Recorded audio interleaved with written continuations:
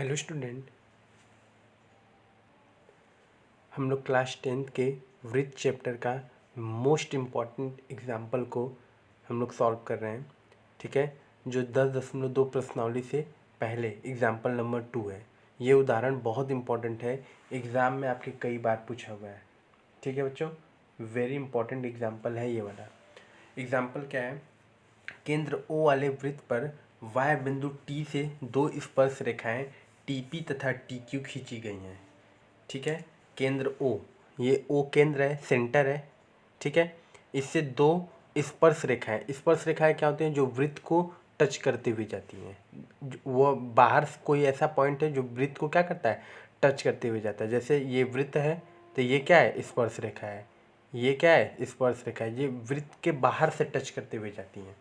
ठीक है, तो केंद्र O वाले वृत्त पर y है बिंदु T, y बिंदु क्या है? T है, से दो स्पर्श रेखाएं जा रही हैं। एक TP जा रहा है, एक TQ जा रहा है। ठीक है, दो खींची गई हैं। सिद्ध कीजिए कि एंगल PTQ, ठीक है, हमें सिद्ध करना है एंगल PTQ, ये वाला जो एंगल है, ठीक है, ये दोगुना है किसका? Angle OPQ। इस वाले एंगल का ये वाला एंगल क्या है बच्चों? दोगुना है, मतलब 2 टाइम्स है। हमको ये सिद्ध करना है। ठीक है, तो देखिए हम लोग कुछ इसमें मान लेंगे, जैसा ज़रूरत रहेगा हम लोग यहाँ पे लेट कर लेंगे। अभी हम लोग इसमें, ठीक है, इसमें हम लोग सॉल्व करते हैं। तो हमें क्या सिद्ध करना है? हमें सिद्ध करना है कि एंगल जो PTQ है ये दोगुना है एंगल किसका? OPQ का। ठीक है, तो हम लोग इसको सिद्ध करते हैं। ठीक है बच्चों, जो हमें सिद्ध करना है हम लोग उसको लिख लेते हैं। हमें सिद्ध करना है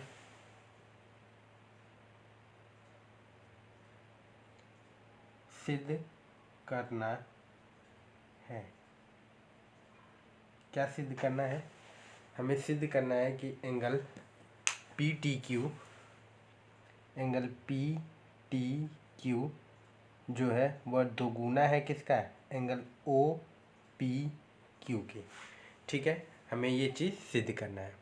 तो हम लोग कुछ इसमें मान लेते हैं कि एंगल PTQ, इसको कुछ मान लीजिए नाम। आप या तो नाम लिख सकते हैं या तो कुछ अपने हिसाब से मान सकते हैं, कोई दिक्कत नहीं है। इसको मान लीजिए एंगल 1, ठीक है, और इसको क्या मान लीजिए? एंगल 2। ठीक है, ये हम अपने ज़रूरत के हिसाब से लिख रहे हैं, फिर हम लोग नाम बदल देंगे। इसको एंगल 1 मान ले रहे हैं, इसको क्या मान ले रहे हैं? एंगल 2। तो हमें एक तरीके से सिद्ध क्या करना है कि जो एंगल 1 है वह दोगुना है किसका? एंगल 2 का। ठीक है, हमें ये सिद्ध करना है। ठीक, अब हम लोग इसमें सलूशन को स्टार्ट करते हैं। अब देखिए, हमें स्पर्श रेखा का कंसेप्ट पता है कि कोई भी स्पर्श रेखा है अगर किसी y बिंदु से अगर वृत्त को टच करते हुए जा रही है तो वो दोनों आपस में क्या होती हैं? बराबर होती हैं। ये हमने थ्योरम भी पढ़ा है। तो इसका मतलब ये जो TP है वह भी स्पर्श रेखा है और TQ भी क्या है? स्पर्श रेखा है। तो ये दोनों आपस में क्या होंगी बच्चों?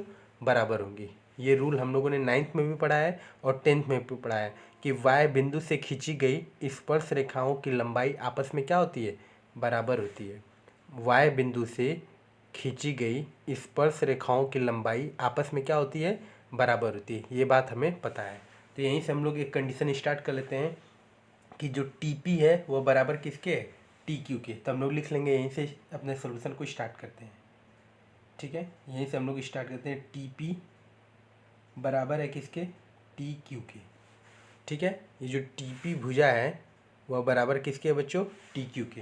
क्या रीजन है? रीजन लिख देंगे कि y बिंदु से,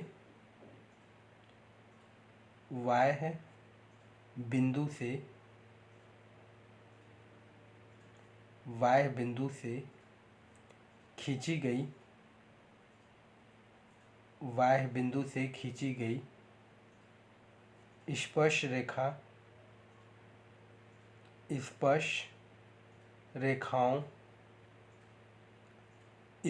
रेखाओं की लंबाई बराबर होती है।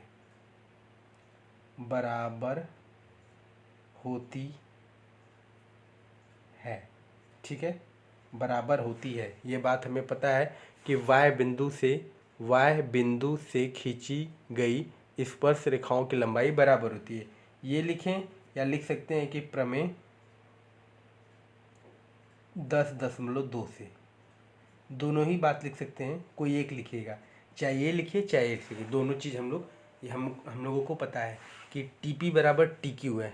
क्यों बराबर है? क्योंकि वाय बिंदु से खींची गई स्पर्श रेखाओं की लंबाई आपस में क्या होती है प्यारे बच्चों? बराबर होती है। अब ध्यान से देखिएगा, ये टी पी क्यू, ये तो एक त्रिभुज हमको दिख रहा है ना, त्रिभुज टी पी क्यू। अब टी पी क्यू एक त्रिभुज है और आपको पता है कि किसी भी त्रिभुज में अगर दो भुजाएं बराबर होती है तो ऐसे त्रिभुज को हम लोग क्या नाम देते हैं? समद्विबाहु त्रिभुज। समद्विबाहु त्रिभुज ऐसा त्रिभुज है जिसकी दोनों भुजाएं आपस में क्या होती हैं प्यारे बच्चों? बराबर होती हैं। तो इसका मतलब कि ये जो टी पी क्यू है, ये कैसा त्रिभुज आपको लग रहा है? ये समद्विबाहु त्रिभुज लग रहा है। क्यों? क्योंकि ये दोनों स्पर्श रेखाएं आपस में बराबर हैं। तो हम यहाँ से लिख सकते हैं, चूंकि टी पी क्यू, ठीक है, एक समद्विबाहु त्रिभुज है।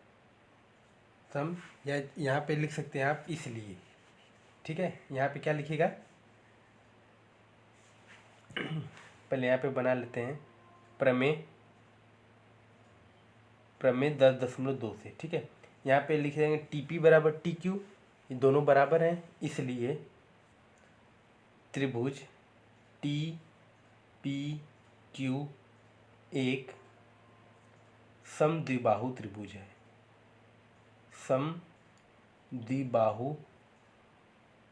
समद्विबाहु त्रिभुज है। कैसा त्रिभुज है बच्चों? समद्विबाहु त्रिभुज है। समद्विबाहु त्रिभुज का होता है जिसकी दो भुजाएं बराबर होती हैं। अब दो भुजाएं कैसे बराबर होंगी? स्पर्श रेखा के कंसेप्ट से। अब देखिए, हमें पता है कि जब किसी भी त्रिभुज की दो भुजाएं बराबर हैं तो दो कोण भी बराबर होते हैं। वैसे भी समद्विबाहु त्रिभुज में दोनों सम्मुख कोण आपस में क्या होते हैं? बराबर होते हैं। तो टी क्यू का सम्मुख कौन है? ये एंगल। और टी पी का सम्मुख कौन है? ये एंगल। तो ये दोनों एंगल आपस में क्या हो जाएंगे? बराबर हो जाएंगे, ठीक है। तो इसका आप कुछ नाम रख लीजिए। मान लेते हैं ये एंगल एक्स है तो ये भी क्या होगा? एंगल एक्स, ठीक है। तो टी पी क्यू एक समद्विबाहु त्रिभुज है, इसलिए एंगल टी पी क्यू बराबर होगा एंगल पी क्यू टी के। रीजन में क्या लिख सकते हैं? समद्विबाहु त्रिभुज के समद्विबाहु त्रिभुज के कोण। तो आपको पता है कि समद्विबाहु त्रिभुज के सम्मुख कोण आपस में क्या होते हैं? बराबर होते हैं। तो हमने इसको क्या माना है? Angle x. तो ये एंगल एक्स है तो ये भी क्या हो जाएगा? Angle x. दोनों ही एंगल एक्स रहेंगे, ठीक है। यहाँ तक किसी को कोई प्रॉब्लम नहीं होनी चाहिए। ये एंगल एक्स है, ये एंगल एक्स है, ये एंगल 1, ठीक है। अब देखिए, अब हम इसी त्रिभुज में हमें पता है कि किसी भी त्रिभुज के तीनों अंतः कोणों का योग कितना होता है प्यारे बच्चों? 180 डिग्री होता है, ठीक है। यहाँ से हम कुछ रिलेशन निकालेंगे। तो हमें पता है कि टी क्यू पी ये एक त्रिभुज है, इसके एंगल 1, एंगल एक्स, ये तीनों का सम कितना होगा? 180 डिग्री होगा। तो हम लिखेंगे कि त्रिभुज टी पी क्यू में, ठीक है। हम क्या लिखेंगे? त्रिभुज टी पी क्यू में, टी पी क्यू में लिखेंगे कि angle P T Q plus angle T P Q plus angle P Q T बराबर 180 डिग्री, ठीक है। रीजन लिखना चाहेंगे तो लिख सकते हैं कि त्रिभुज के अंतः कोणों का योग 180 डिग्री होता है। त्रिभुज के अंतः कोणों का योग कितना होता है? 180 डिग्री होता है। तो पी टी क्यू को क्या माने हम? एंगल 1 प्लस इसको क्या माने बच्चों? एंगल एक्स, इसको एंगल एक्स, ये दोनों तो बराबर ही हैं, बराबर 180 डिग्री, ठीक है। तो एंगल 1 बराबर कितना हो जाएगा? एंगल 1 प्लस 2 एंगल एक्स बराबर 180 डिग्री। ठीक है, तब इसको इधर ला सकते हैं, तो एंगल 1 बराबर कितना हो जाएगा 180 डिग्री माइनस 2 एंगल एक्स। यहाँ तक कोई दिक्कत नहीं होनी चाहिए। या आप चाहें तो यहाँ से एंगल 2 कॉमन ले या 2 कॉमन ले सकते हैं, तो एंगल 1 बराबर क्या आ जाएगा, अगर 2 कॉमन लेंगे इसमें से भी तो 90 हो जाएगा। 90 मतलब आप यहाँ पे ऐसे लिख सकते हैं, अगर 2 आप कॉमन ले रहे हैं तो इसको क्या लिख सकते हैं, एंगल 1 बराबर 2 कॉमन ले लिए तो अंदर क्या बचेगा 90 माइनस एंगल एक्स। ठीक है, इसको हम क्या मान लें, इक्वेशन नंबर फर्स्ट। इसको हम लोग क्या मान लें बच्चों, इक्वेशन नंबर फर्स्ट, कि एंगल 1 बराबर है 2 ब्रैकेट में 90 माइनस एंगल एक्स के। एक इक्वेशन हमको यहाँ से मिल गया। ठीक है बच्चों, हमको एक समीकरण यहाँ से क्या हो गया, मिल गया। अब देखिए, अब इसके आगे क्या करेंगे, अब ध्यान से देखिए, एंगल 1 बराबर हमको एक रिलेशन मिल गया। यहाँ तक किसी को कोई दिक्कत नहीं होनी चाहिए। इसको इक्वेशन फर्स्ट मान लिए। अच्छा, ये देखिए, ये केंद्र है ना, केंद्र है, सेंटर है। केंद्र से अगर किसी भी स्पर्श रेखा पे अगर कोई रेखा पड़ती है, मतलब ये देखिए, ये वृत्त है, वृत्त की ये क्या है, स्पर्श रेखा है, और केंद्र से अगर कोई रेखा इस पे पड़ रही है तो कितनी होती है 90 डिग्री का एंगल बनाती है। ये अभी थ्योरम हम लोग पढ़े हैं कि स्पर्श रेखा पे कोई भी अगर ये स्पर्श रेखा पे त्रिज्या से कोई भी रेखा हम खींचते हैं, मतलब केंद्र से कोई भी रेखा हम अगर इस पे स्पर्श रेखा पे खींच रहे हैं तो वो क्या होती है, लंब होती है। ठीक है, त्रिज्या स्पर्श रेखा पर लंब होती है। हमें पता है कि त्रिज्या जो होती है वो स्पर्श रेखा पे क्या होती है, लंबवत होती है। इसका मतलब कि ये एंगल कितना हो गया बच्चों, 90 डिग्री हो गया, बहुत आसानी से। ठीक है, ये पूरा एंगल कितना हो गया, ये पूरा एंगल की बात कर रहे हैं, ये पूरा, ये नहीं, ये सिर्फ केवल एंगल एक्स नहीं होगा, यह पूरा एंगल कितना होगा 90 डिग्री होगा। जैसे देखिए, ये है आपका बिंदु P और ये क्या है टी वाई बिंदु, ये केंद्र O था। ठीक है, और ये हमने ये जीवा खींचा है, तो ये अगर ये रेखा इस पर पड़ रही तो ये पूरा एंगल 90 है, मतलब ये पूरा एंगल 90। तो हम लिखेंगे, यहाँ से लिख सकते हैं, चूँकि एंगल TPO, ठीक है, एंगल TP, ठीक है, इसका नाम क्या लिखेंगे, एंगल TPO बराबर कितना बच्चों 90 डिग्री। क्या रीजन होगा, रीजन हम लिख सकते हैं यहाँ पे कि त्रिज्या स्पर्श रेखा पर, त्रिज्या स्पर्श रेखा पर लंब होता है, लंब होता है या होती है, लंब होती है। जो त्रिज्या होती है वो स्पर्श रेखा पे कितनी होती है, लंब होती है। अच्छा, TPO देखिए 2 भाग में बटा है, ये एंगल प्लस ये एंगल, मतलब ये एंगल 2 है और ये पूरा एंगल x जो हमने माना है, तो इसको हम लिख सकते हैं, इसी TPO को क्या लिख सकते हैं, एंगल TPQ प्लस TPQ, ये एंगल प्लस इसको क्या लिख सकते हैं बच्चों, QPO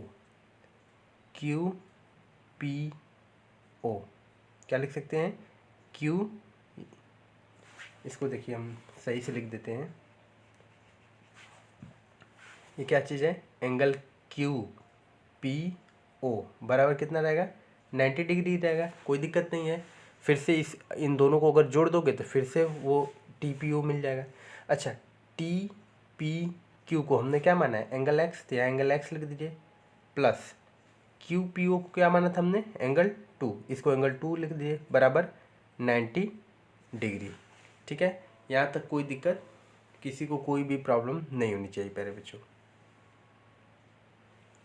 ठीक है बच्चों, इसको एंगल एक्स माना था, इसको एंगल 2 माना था, बराबर 90 डिग्री।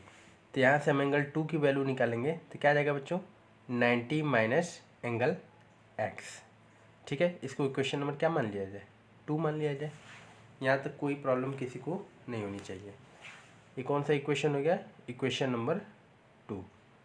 ठीक है बच्चों, अब देखिए फिर से इक्वेशन नंबर 2 क्या है, एंगल 2 बराबर 90 माइनस एंगल एक्स, और इक्वेशन नंबर फर्स्ट था क्या, एंगल 1 बराबर 2 ब्रैकेट में 90 माइनस एंगल एक्स। तो ये जो 90 माइनस एंगल एक्स है इसकी जगह हम एंगल 2 लिख सकते हैं। ठीक है, इसकी जगह हम क्या लिख सकते हैं, एंगल 2, कोई दिक्कत नहीं है। इस पूरे जगह के हम जगह एंगल 2 लिख सकते हैं ना। तो हम लिखेंगे समीकरण 1 व समीकरण 2 से, समीकरण 1 व समीकरण 2 से, समीकरण 1 व समीकरण 2 से। तो समीकरण 1 क्या है बच्चों, एंगल 1 बराबर 2 ब्रैकेट में 90 डिग्री माइनस एंगल एक्स। ठीक, तो 90 डिग्री माइनस एंगल एक्स किसके बराबर है, एंगल 2 के। तो एंगल 1 बराबर हम क्या लिख सकते हैं, 2 एंगल 2। देखिए यहाँ पे ये सिद्ध हो गया, एंगल 1 बराबर 2 एंगल 2। तो इसको हम फिर से अपना नाम लिख दें। एंगल 1 किसको माने थे हम, एंगल पी टी क्यू बराबर 2, एंगल 2 किसको माने थे, O P Q, O P Q.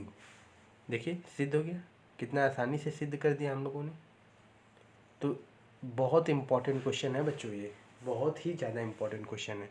कुछ नहीं किया था हमने, सिर्फ स्पर्श रेखा का कंसेप्ट लिया कि कोई भी बाह्य बिंदु से अगर कोई स्पर्श रेखा आप खींचते हैं तो वो दोनों आपस में क्या होती है, बराबर होती है। और स्पर्श रेखा होती क्या है, जो वृत्त को बाहर से छूती हुई जाए, अंदर नहीं जाती। स्पर्श रेखा कभी वृत्त के अंदर नहीं जाती, वो हमेशा बाहर से जाती है, बट वृत्त को टच करते हुए जाती है। तो वही कंसेप्ट हमने लगाया कि टी पी बराबर टी क्यू, टी पी बराबर टी क्यू। रीजन लिख दिया कि वाय बिंदु से खींची गई स्पर्श रेखाओं की लंबाई आपस में बराबर होती है। चाहे आप बोर्ड में यह लिख दे, चाहे आप लिख दे प्रमेय 10.2 से, दोनों ही सही है, कोई दिक्कत नहीं है। चाहे ये लिखिए चाहे ये लिखिए। तो ये हमने रिलेशन निकाल दिया कि टी पी बराबर टी क्यू। ठीक है, अब आपको पता है कि टी पी क्यू एक त्रिभुज है, और किसी भी त्रिभुज में अगर दो भुजा बराबर है तो ऐसा केवल समद्विबाहु त्रिभुज में ही होता है। तो देखिए इसलिए हम लिख दिए कि एंगल टी पी क्यू एक समद्विबाहु त्रिभुज है। और आपको पता है कि समद्विबाहु त्रिभुज है, तो समद्विबाहु त्रिभुज में अगर दो भुजा बराबर है तो दो कोण भी आपस में क्या होते हैं, बराबर होते हैं। तो टी क्यू का सम्मुख कौन है, ये एंगल टी पी क्यू, और टी पी का सम्मुख कौन है, ये एंगल टी क्यू पी। ठीक है, तो हम यहाँ लिख दें इसलिए टी पी क्यू बराबर है एंगल पी क्यू टी के, समद्विबाहु त्रिभुज के कोण। ठीक, तो हम मान लेते हैं कि टी पी क्यू एक्स है, तो यह भी एक्स है, दोनों ही एक्स है, कोई दिक्कत नहीं यहाँ से। अब देखिए फिर हमने क्या किया, इसी त्रिभुज में टी पी क्यू में, अब आपको पता है कि तीनों कोणों का योग कितना होता है, 180 डिग्री के बराबर होता है एंगल सम प्रॉपर्टी से। मतलब किसी भी त्रिभुज के तीनों कोणों का योग 180 डिग्री होता है। तो वही हम लोगों ने कंसेप्ट लगाया है कि एंगल 1 प्लस एंगल एक्स बराबर 180 डिग्री। तो एंगल 1 प्लस 2 एंगल एक्स बराबर 180 डिग्री। तो एंगल 1 बराबर हमने क्या कर दिया, 180 माइनस 2 एंगल एक्स। यहाँ से हमने समीकरण नंबर 1 मान लिया, 2 को कॉमन ले लिया और ये समीकरण नंबर फर्स्ट हो गया। ठीक है, फिर से हमने क्या कंसेप्ट लगाया कि ये देखिए यहाँ से सोल्यूशन है, ये बाहर है। ठीक है, ये क्वेश्चन का पार्ट ही है। अब देखिए फिर से हमने क्या किया है कि किसी भी त्रिज्या से हम अगर स्पर्श रेखा पे कोई रेखा खींचते हैं तो वो लंबवत होती है। त्रिज्या से अगर कोई रेखा स्पर्श रेखा पे खींचते हैं तो वो कितना डिग्री का एंगल बनाती है, 90 डिग्री का एंगल बनाती है। तो हमें पता है कि एंगल टी पी ओ ये एंगल पूरा कितना है, जिसमें एंगल 1 और एंगल 2 दोनों ही शामिल है, पूरी एंगल की बात कर रहे हैं, मतलब इस पूरे एंगल की। तो ये कितना हो गया, 90 डिग्री। रीजन क्या लिख दिए, त्रिज्या स्पर्श रेखा पर लंब होती है। ठीक है, अच्छा टी पी ओ दो भागों में बटा है, एंगल एक्स प्लस एंगल 2, तो हम उसका नाम लिख सकते हैं angle T P Q plus angle Q P O बराबर 90 डिग्री। ठीक है, टी पी ओ को हमने क्या माना है, यक्स, प्लस क्यू पी ओ को क्या माना है, एंगल 2 बराबर 90 डिग्री। तो यहाँ से एंगल 2 का मान हमने निकाल दिया क्या, 90 माइनस एंगल एक्स। इसको हम समीकरण 2 मान लिए। अब समीकरण 2 में का मान जो है वो हम समीकरण 1 में पुट कर दिए हैं, समीकरण 1 व समीकरण 2 से। देखिए 90 माइनस एंगल एक्स बराबर एंगल 2 के, यहाँ 90 माइनस एंगल एक्स पहले से था, तो इसकी जगह हम पूरा क्या लिख दिए, समीकरण 1 लिखे हैं, एंगल 1 बराबर 2 एंगल 90 माइनस एंगल एक्स, इसकी जगह क्या रख दिए हैं, एंगल 2। तो एंगल 1 बराबर 2 एंगल 2 आ गया। फिर इसका हम लोग रियल नाम रख दिए कि एंगल 1 को हमने क्या माना है, पी टी क्यू बराबर 2, एंगल 2 को क्या माना है, क्यू पी ओ बोले चाहे ओ पी क्यू बोले। इस तरीके से हमने इस क्वेश्चन उदाहरण नंबर 2 को सिद्ध कर दिया है। बहुत ही इंपॉर्टेंट क्वेश्चन है बच्चों, ये वेरी वेरी इंपॉर्टेंट, आपके एग्ज़ाम में कई बार पूछा हुआ है। सभी बच्चे इसको अच्छे से नोट कर लीजिए। उसके बाद हम लोग नेक्स्ट एग्जाम्पल उदाहरण नंबर 3 को सॉल्व करते हैं। उदाहरण नंबर 3 थोड़ा लंबा है बट बहुत ही आसान क्वेश्चन है। ठीक है, आप सभी लोग इसको नोट करिए, फिर हम लोग नेक्स्ट एग्जाम्पल को देखते हैं। ठीक है बच्चों, हम लोग उदाहरण नंबर 3 को देखते हैं। उदाहरण नंबर 3 तो मोस्ट इम्पॉर्टेंट है, ये तो उदाहरण नंबर 2 से भी ज़्यादा इम्पॉर्टेंट है, बट हम लोग उदाहरण नंबर 3 देखिए बहुत आसानी से कर लेंगे। उदाहरण नंबर 3 में हम लोग 3 बार समकोण त्रिभुज वाले में वही पाइथागोरस प्रमेय लगा लगा के 3 बार, थोड़ा सा लंबा जाएगा लेकिन 3 बार हम लोग पाइथागोरस थ्योरम लगा के इसको सॉल्व कर देंगे। क्वेश्चन क्या दिया है, 5 सेंटीमीटर त्रिज्या के एक वृत्त की, मतलब एक वृत्त है जिसकी त्रिज्या कितनी है, 5 सेंटीमीटर की है। ठीक है, वृत्त की 8 सेंटीमीटर लंबी जीवा पी क्यू, ये जो पी क्यू है, इस पी क्यू की पूरी लेंथ कितनी है, 8 सेंटीमीटर है। ठीक है, पी क्यू की पूरी लेंथ कितनी है, 8 सेंटीमीटर की जीवा है। चलिए ठीक है, एक बात मतलब यहाँ पे हम नोट कर लेते हैं, हमें क्या क्या दिया है, त्रिज्या दिया है, त्रिज्या आर दिया है कितना, 5 सेंटीमीटर। ठीक है, उसके बाद जीवा, जीवा पी क्यू, पी क्यू कितना दिया बच्चों, 8 सेंटीमीटर। ये चीज़ हमें दो चीज़ गिवन है। ठीक है, तो पी और क्यू पर स्पर्श रेखा टी, मतलब ये जो टी बिंदु है, वाई बिंदु, टी से एक स्पर्श रेखा टी पी और टी क्यू, ये दो स्पर्श रेखा प्रतिच्छेद कर रही है। तो हमें टी पी की लंबाई ज्ञात करनी है, इस टी पी की लेंथ हमको ज्ञात करनी है, मतलब इस टी पी ये जो टी पी जो स्पर्श रेखा है इसकी लंबाई कितनी है। देखिए सबसे पहले हम लोग क्या करते हैं, देखिए यहाँ ध्यान से देखिए सभी लोग, ये केंद्र है, केंद्र से अगर किसी भी स्पर्श रेखा पे अगर कोई भी रेखा खींची जाती है तो वो क्या होती है, लंब होती है। अभी हम पीछे वाले क्वेश्चन में भी किए हैं, तो ये मतलब कितने डिग्री का एंगल है, 90 डिग्री का एंगल है। ये तो क्लियर है, फिक्स है, ये कितने डिग्री का एंगल है, 90 डिग्री का एंगल है। मतलब एक त्रिभुज हमको दिख गया, टी ओ पी, कितने, ये समकोण त्रिभुज दिख गया एक। अच्छा, दूसरी बात, ये ओ केंद्र है, केंद्र से पी क्यू क्या है, जीवा है, केंद्र से अगर हम जीवा पे अगर कोई रेखा खींचते हैं तो वो भी 90 डिग्री का होता है। कितने डिग्री का एंगल बनाता है बच्चों, 90 डिग्री का। इसका मतलब यह भी 90 है और यह भी कितना है, 90 डिग्री का एंगल है। ये दो चीज़ क्लियर हो गई। ठीक है, ये दोनों बात क्लियर होगी कि केंद्र से अगर किसी जीवा पे रेखा खींचते हैं तो वो 90 डिग्री का एंगल होती है जीवा पे। ठीक है, और स्पर्श रेखा पे अगर कोई भी रेखा हम केंद्र से खींचते हैं तो वो भी कितने डिग्री का एंगल बनाती है, 90 डिग्री का एंगल बनाती है। दो चीज़ क्लियर हो गया। ठीक है, तो अब हम लोग क्या करते हैं कि हम लोग मान लेते हैं ये जो टी पी है इसको कुछ नाम मान लीजिए, मान लीजिए ये एंगल एक्स है, सॉरी एक्स है, और ये जो टी आर है, ये टी आर कितना है, वाई है। मान लेते हैं ये जो टी आर है वो वाई है।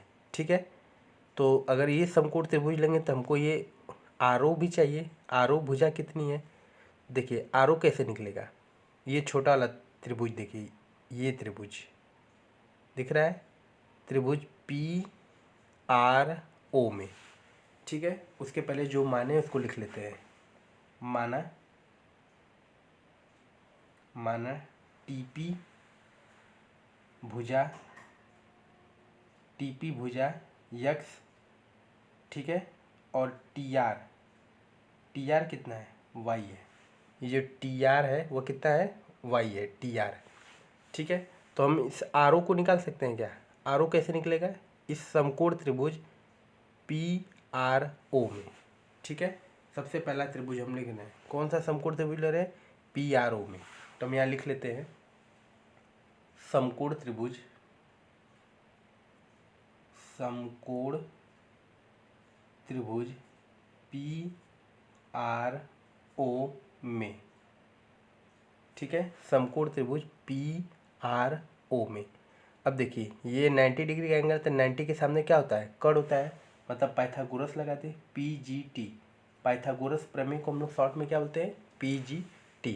पाइथागोरस प्रमेय क्या होता है, कर्ण का स्क्वायर इक्वल टू लंब का स्क्वायर प्लस आधार का स्क्वायर। कर्ण की वैल्यू कितनी है बच्चों, 5 है, तो 5 का स्क्वायर बराबर लंब कितना है, लंब, अच्छा ये देखिए लंब की वैल्यू कैसे निकलेगी, ये पूरा PQ कितना है, 8 है। और आपको पता है कि केंद्र से अगर कोई रेखा हम जीवा पे खींचते हैं तो लंब के साथ क्या होती है, उसको समद्विभाजित भी करती है। तो ये अगर 8 है तो ये पूरी दूरी कितनी होगी, 4 होगी।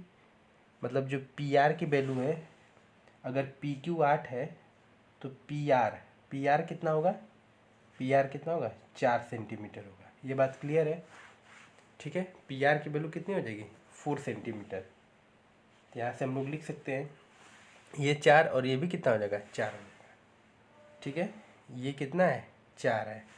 तो PR लंब कितना है, इसको हम लोग एक लाइन लिख लेते हैं तब और क्लियर रहेगा, ठीक है। नाम भी लिख लेते हैं ताकि कोई डाउट ना हो। कर्ण क्या है बच्चों, PO है, PO का स्क्वायर इक्वल टू लंब क्या है, PR का स्क्वायर प्लस आधार क्या है, RO का स्क्वायर, ठीक है। तो इसका PO की वैल्यू कितनी है, 5 का स्क्वायर इक्वल टू PR 4 का स्क्वायर प्लस RO नहीं पता था, RO स्क्वायर से छोड़ दीजिए, ठीक है। 5 का स्क्वायर 25 बराबर 4 का स्क्वायर 16 प्लस RO का होल स्क्वायर, तो 16 इधर जाएगा तो 25 माइनस हो जाएगा 16 बराबर RO का स्क्वायर। तो RO बराबर कितना हो जाएगा, RO का स्क्वायर बराबर कितना हो जाएगा, 25 में से 25 हो गया 9, तो RO बराबर कितना हो जाएगा बच्चों, 3 सेंटीमीटर। मतलब RO जो है उसकी लेंथ कितनी होगी, 3 सेंटीमीटर।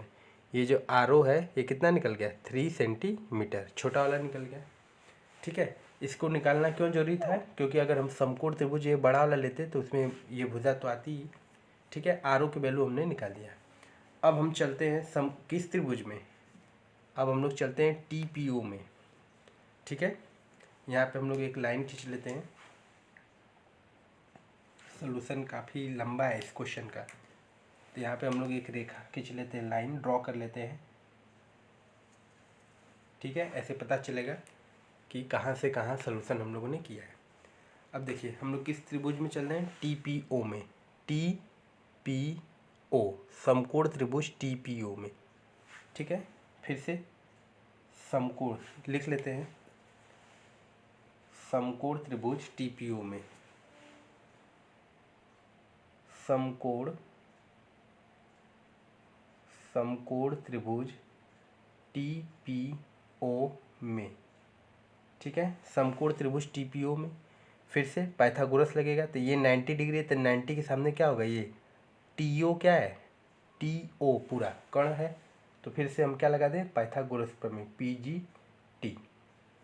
तो क्या हो जाएगा, कर्ण का स्क्वायर इक्वल टू लंब का स्क्वायर प्लस आधार का स्क्वायर। तो कर्ण का स्क्वायर, कर्ण क्या है बच्चों, TO का स्क्वायर इक्वल टू लंब की वैल्यू क्या है, ये अगर कर्ण है, ठीक है, तो लंब क्या है, TP है, TP का स्क्वायर प्लस आधार क्या है, PO का स्क्वायर, ठीक है। यहाँ तक कोई दिक्कत नहीं होनी चाहिए।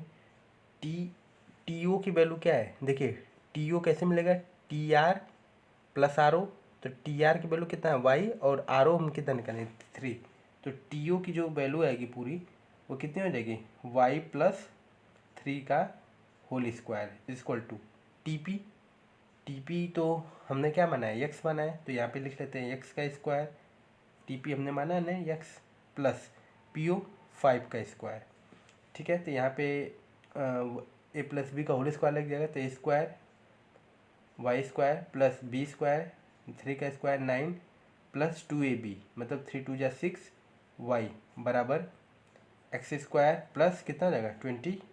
अब 25 को इधर कर दीजिए तो हो जाएगा Y square plus 6y plus 9।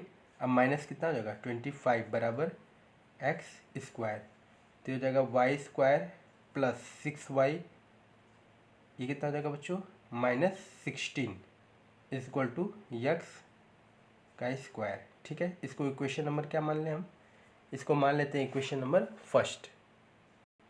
ठीक है, इसको इक्वेशन नंबर क्या मान लिया जाए, फर्स्ट मान लिया जाए, क्योंकि अभी तक कोई इक्वेशन माने नहीं है। इसको हम लोग ब्रैकेट में कर देते हैं ताकि एग्जामिनर का नज़र इस पर पूरी तरीके से फोकस्ड है।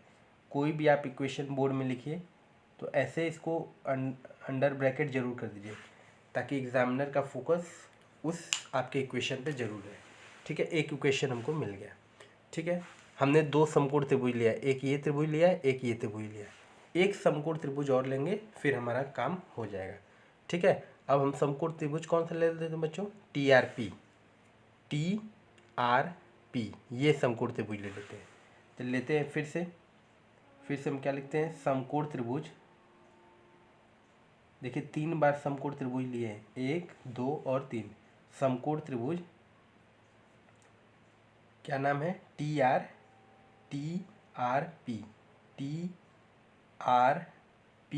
में।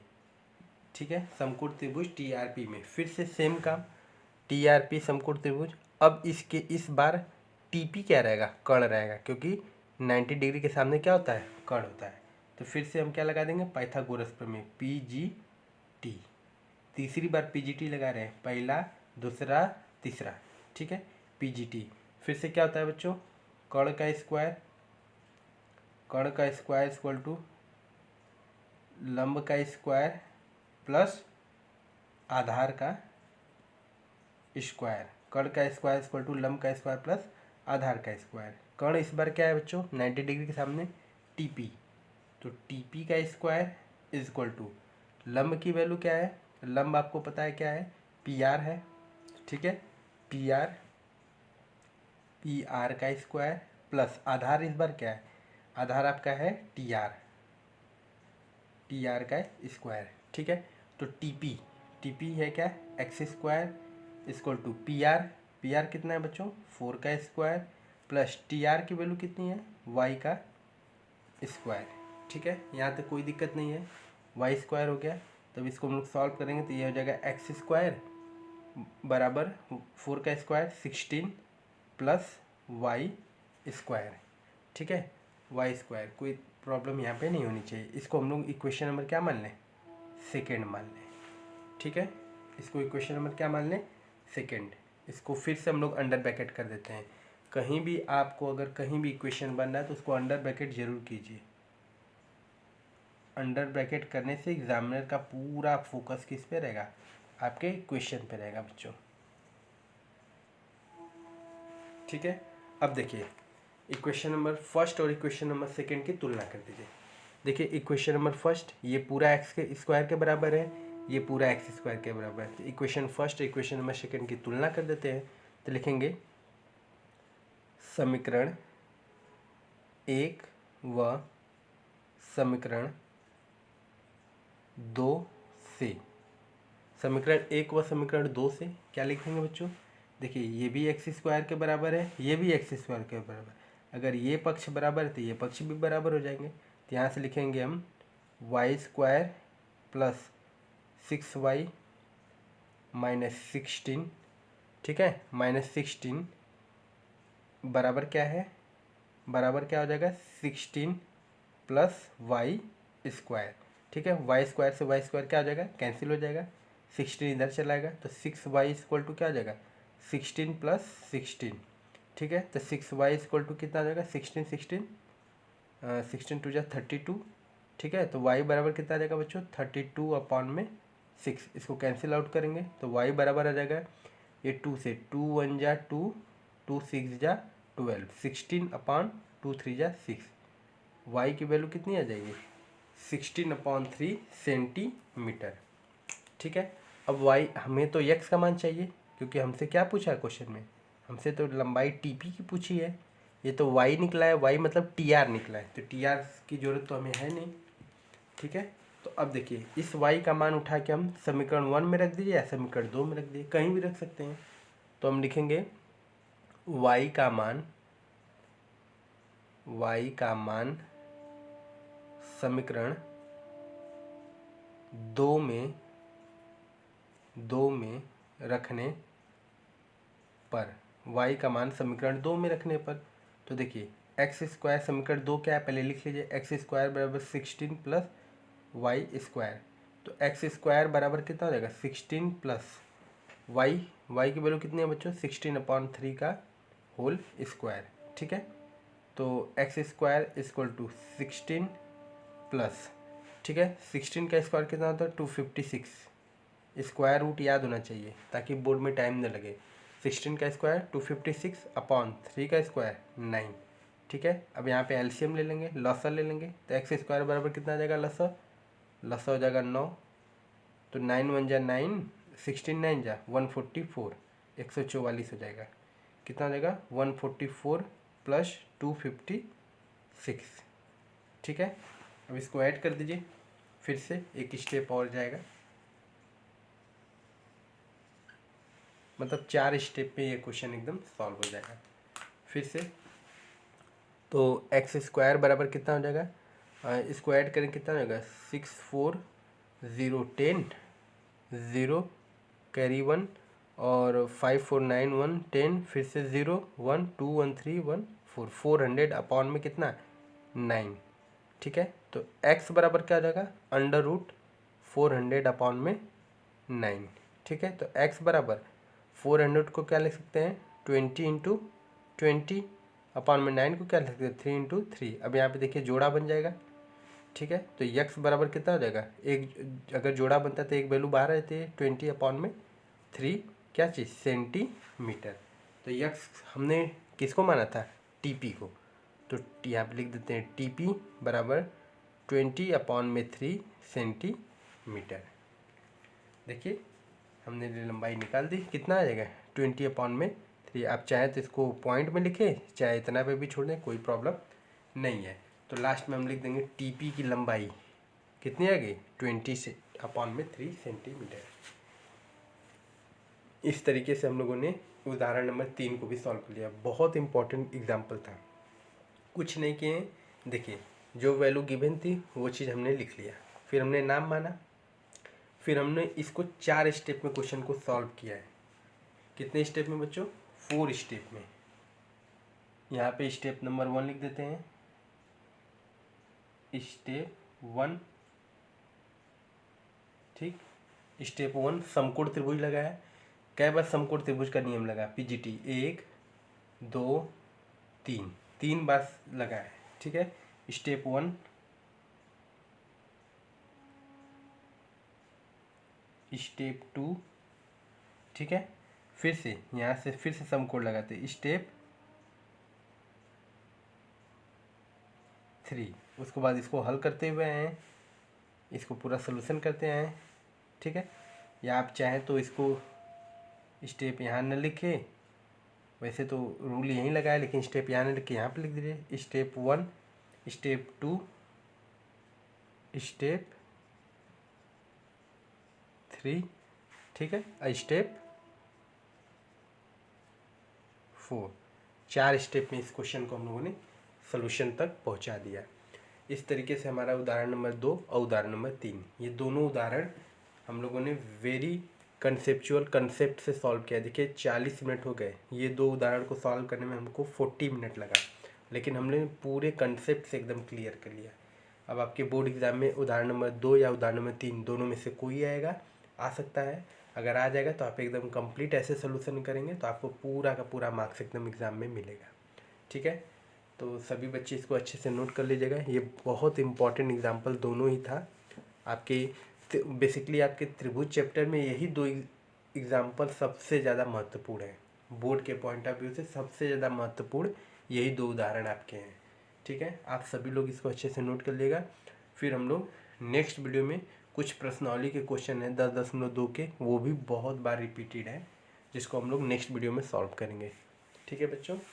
तब तक आप इन दोनों क्वेश्चन को अच्छे से नोट कर लीजिएगा। Thank you so much.